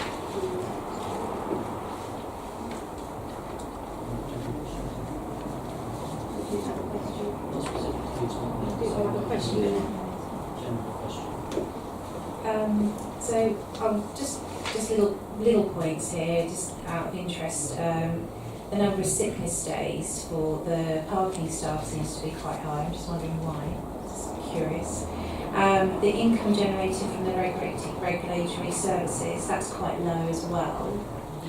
And finally, considering the information here, Veolia's performance has been poor, and I was under the understanding that money would be deducted from Veolia, there would be fines, etc. So is there any statistics on that? Is there any figures on that? And is that actually happening? Thank you. So perhaps I could pick up the last question and just deal with them in reverse order, and then Kath will pick up the parking environmental health ones. Just to reinforce what Councillor Brunt said earlier, that the contract is being enforced, and the contract does allow for deductions.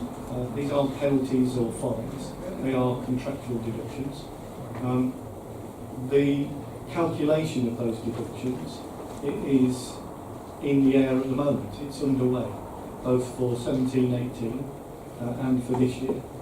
And once we've concluded that, I'll be happy to report to public forum on what that was. But at this point in time, it's commercially sensitive because no figure's been arrived at, and so it would be a matter of conjecture. So I'm more than happy to report that. I can confirm that we are applying the contract conditions as written, and we'll have that public report on a regular basis, as will our partners in the SLWP at an appropriate point in the future.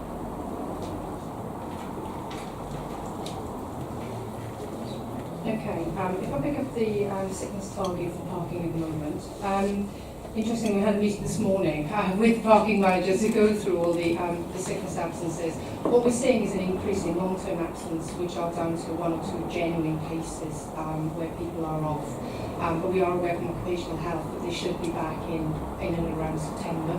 So hopefully that will improve that target. And also in terms of short-term sickness in parking, those figures are decreasing at the moment and have been decreasing since the start of the year. So it is something we take and monitor quite closely. In terms of the income generation by regulatory services, income generation in these areas and by their very nature are not uniform. And the trouble with setting a profile and a target is sometimes they will vary from that. So we would put that down at the moment to more of a profiling issue rather than a particular shortfall in one area where we would be worried about the overall annual target. But again, it's something that we keep quite a close scrutiny on. A couple of questions on street scene matters. Seems to be one of the ones that's a favourite of my ward. It comes up a lot. We'll go on weeds this time as indicated SP139. That's 20.51%, seems to be rather high compared to the target. How come Veolia have got the weeding strategy wrong again this year as it did last year? And is it because they've used the wrong type, or is it because they did the weeding at the wrong time of year? Because I was told they did it back when the snow was falling, which is not very useful. Now they've had a chance to grow, now they're having to physically have to go dig them out. So can you explain why there's problems there? Yeah, simple terms is we fed back to the other, we believe they went too early. Last year, on their call, they went 2 months later. which cost them dearly in terms of the performance of the weeding. So they brought the start date forward this year to recompense and learn from the mistakes. And yet, no surprise, it did snow, and there was heavy frost across the ground that does deteriorate the effectiveness of the chemical sprays that they used. Following on the work that we've done with the neighbourhood client officers, they're monitoring the level of weeds closely, and where required, they're sending in Veolia to manually hoe out these weeds. It is a slower process and it is labour intensive and doesn't have the long-term effect that the chemical sprays does have. But they continue to use that, and there's 2 extra sprays scheduled for the remainder of the year.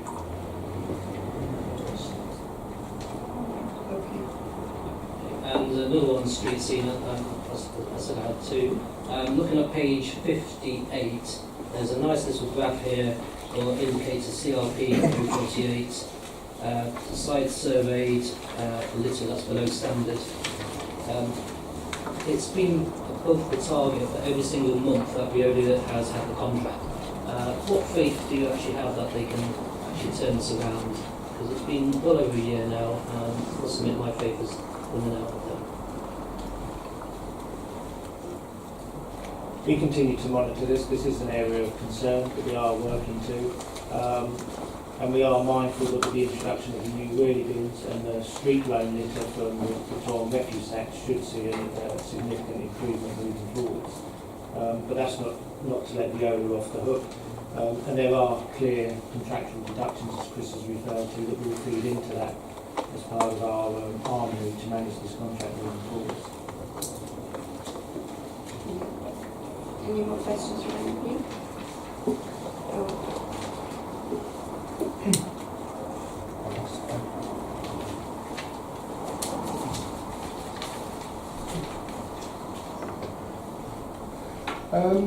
Yeah, I was just looking at SP405, the number of leisure centre users, which seems to be going down. The target's 398,000 and it's at 329. So we think there are probably 2 reasons behind that. One, the age of the existing modern leisure centre and people hoping that the new centre will be open fairly soon. And secondly, the hot summer, I think, has meant that more people didn't really want to go into a leisure centre where it's pretty steamy and hot and work out in the gym. It has encouraged people to use our parks and outdoor spaces more. But we have no more science behind that, and we'll be working with GLL to continue to encourage use.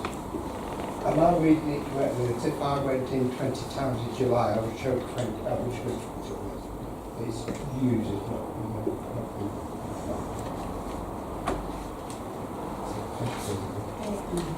I have a question here from a member of the general public, and I think you've all got copies before you. Is that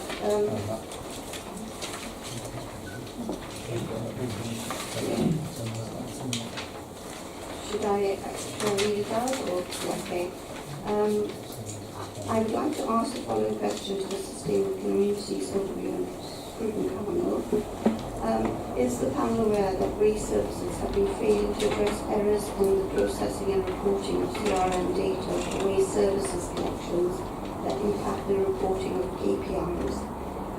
Read complaints ER18S1070 and ER18S2025 unanswered. What action will the panel take to enforce scrutiny and corrective actions? So I think it has been passed on to officers for an answer. So I've got the response here. I don't know whether Charles, who prepared the response, wants to read that out for the record, but there is a clear response in the document I've got.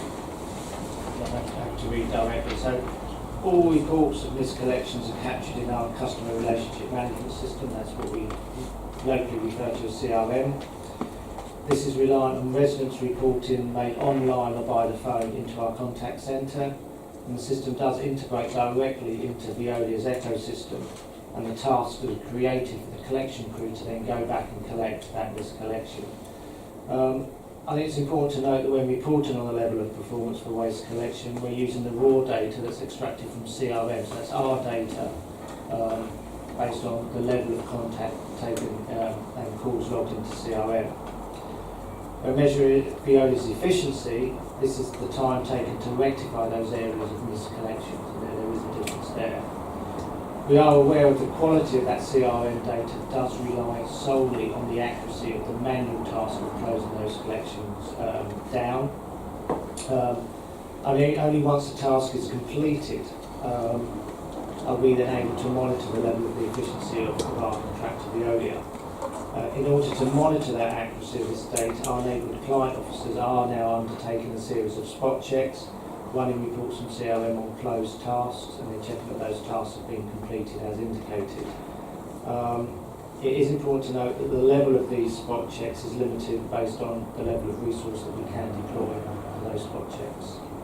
I'm happy at the end of this to circulate the full written response.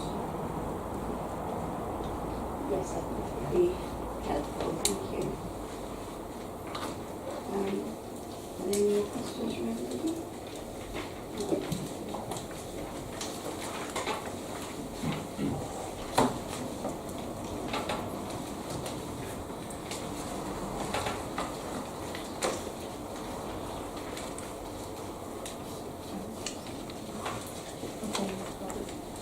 Sorry, we've got the work programme now to go through.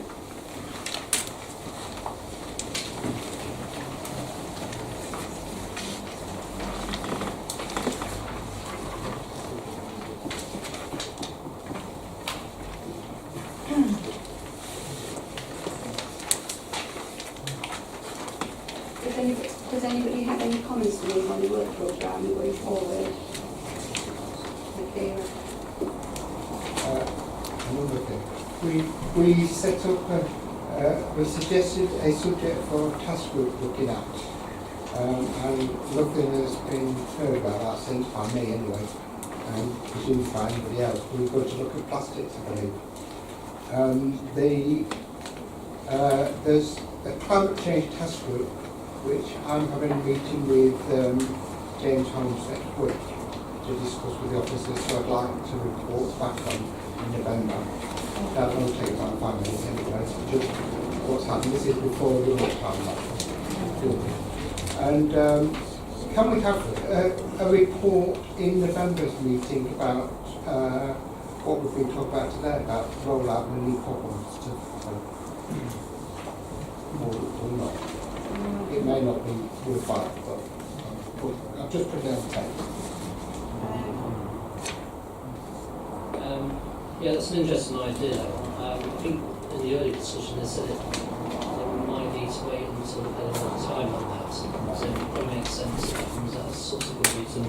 And also when I was looking at the agenda for the November meeting, it's looking quite heavy. So we've got the budget. Again in January, so the budget one doesn't really take. Oh right, and Veolia in person will come in February. That's a chance when we'll do a star chamber on them if people want to do something like that. And I'm certainly interested in calling before full council chamber and meeting them fully. That's what people want to do. And certainly one thing I'd like to do at that meeting in February, if everybody else agrees, is beforehand and invite questions from the public as well. And we can feed that in. This time isn't appropriate, but I think then would be. Can we have, we've got 3 big items that we deal with those committees: Hadi, Verde, Veolia and Clary.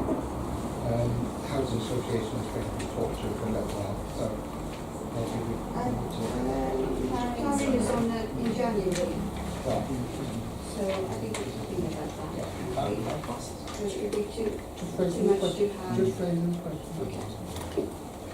Why do we need to momentum?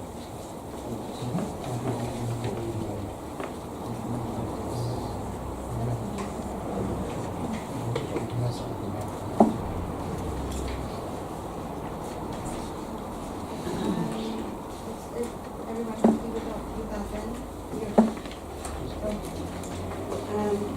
So, yeah, you're happy with that at the moment. no further additions. I think we've got a busy programme. Yeah, that's coming to the next meeting, you said? Yeah. It's not on the agenda, Okay. Agreed when you had your last update that you wouldn't take any more updates, so that's not been scheduled again. But if we don't follow it through in some ways, there's no point in doing task group anyway. Because we're not looking at. Do you want to just circulate it to the group separately as an email? I've got a meeting with James Holmes. I chaired that committee, that panel, and James was an integral part of it. A meeting with the officers just to see what's happening with it at the moment. And all I want to do is report back to this committee because this is where it came on the first place. Yeah. I can do it by email. Is everyone happy to have it as a verbal email update to everyone? Yes.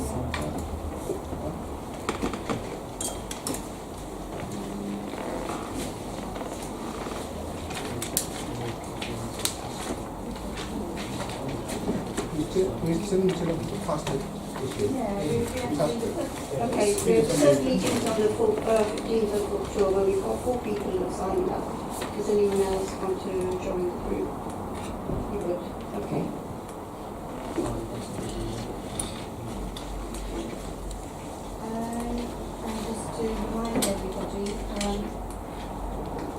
Just to remind everybody that before we finally close the meeting, there are a few things training sessions that are coming up. On the 24th of September, there's the member briefing on housing and homelessness. On the 16th of October, we've got questioning skills for scrutiny, and on the 30th, it's understanding the council's budget process. If everybody wants to put that in their diaries and try and attend them if you can.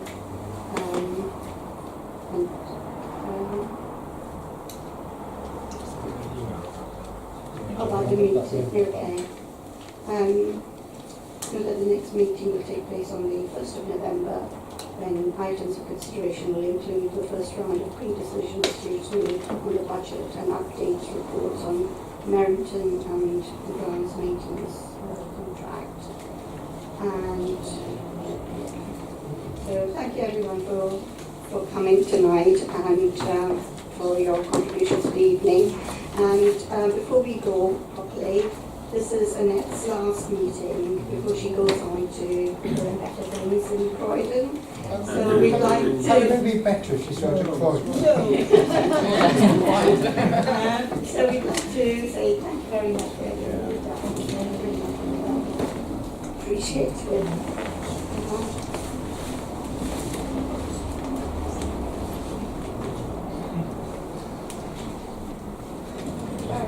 I know.